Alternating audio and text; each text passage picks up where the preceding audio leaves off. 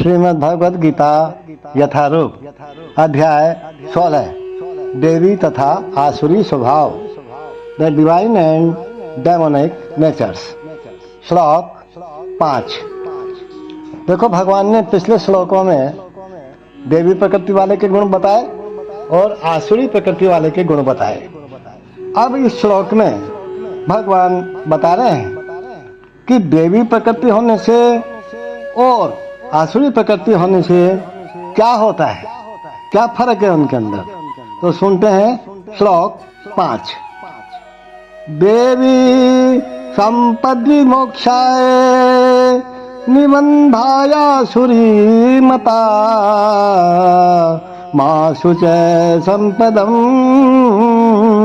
देवीम अभिजातो यसी पांडव। एक बार पुनः सुने महाराज। देवी संपद्दि मोक्षाय निबंधाय आसुरी मता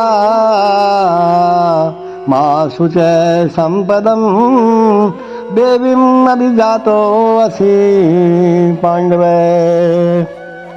भगवान कहते हैं, हे अर्जुन, दिव्य गुण मोक्ष के लिए अनुकूल है।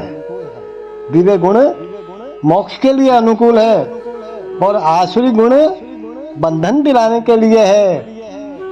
हे पांडव पुत्र, तुम चिंता मत करो, क्योंकि तुम देवी गुणों से युक्त होकर जन्मे हो। भगवान ने जब दोनों चीज बताई ना, अर्जुन को थोड़ी घबराहट हुई, तो भगवान ने स्पष्ट कह दिया कि तुम चिंता मत करो, तुम आसुरी गुण वाले नहीं हो, तुम देवी गुण वाले हो, देवी गुणों से युक्त होकर के जन्मे हो। देखो, भगवान कृष्ण अर्जुन को ये कहकर प्रोत्साहित करते हैं कि वह आसुरी गुणों के साथ में नहीं जन्मा है। युद्ध में उसका सम्मिलित होना आसुरी नहीं है, क्योंकि वह उसके गुण दोषों पर विचार कर रहा था। अर्जुन युद्ध करने से पहले युद्ध के गुण दोषों पर विचार कर रहे हैं ना। आसुरी प्रवृत्ति वाले तो कुछ विचार करते ही नहीं है। आसुरी प्रवृत्ति वाले तो बस हो गए शुरू काम करने के लिए, चाहे सही हो चाहे गलत हो। वह ये विचार कर रहा था कि भीष्म तथा द्रोण जैसे प्रतिष्ठित महापुरुषों का वध किया जाए या नहीं किया जाए। अतएव वह न तो क्रोध के वशीभूत होकर कार्य कर रहा था और न झूठी प्रतिष्ठा या निष्ठुरता के अधीन होकर कर रहा था। इसलिए वह आसुरी स्वभाव का नहीं था। इसलिए भगवान ने कहा कि तुम आसुरी स्वभाव के नहीं हो। और देखो, शत्रु के लिए तो शत्रु पर बाण बरसाना दिव्य माना जाता है। ऐसे कर्तव्य से तो विमुख होना आसुरी हो जाएगा। क्षत्रिय यदि मान लो बाण नहीं बरसाएगा, युद्ध नहीं करेगा दुश्मन से, फिर तो उसकी प्रकृति आसुरी हो जाएगी। अतएव अर्जुन के लिए शोक करने का कोई कारण ही नहीं था।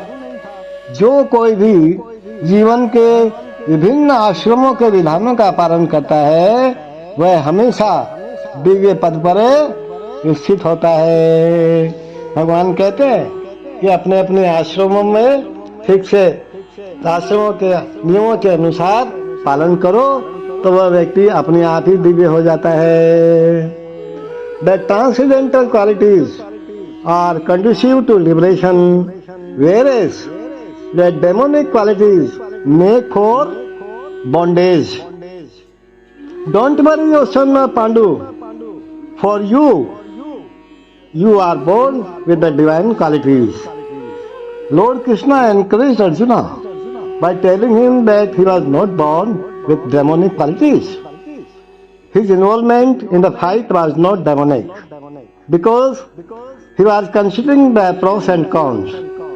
He was considering whether respectable persons such as Bhishma and Drona should be killed or not.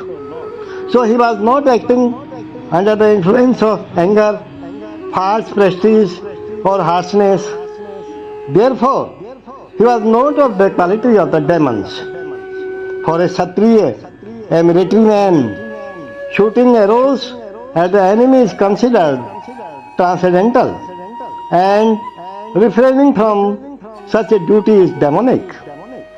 Therefore, there was no cause for Arjuna to lament anyone who performs the regulative principles of the different orders of life is transcendently situated. Hare Krishna, Hare Krishna.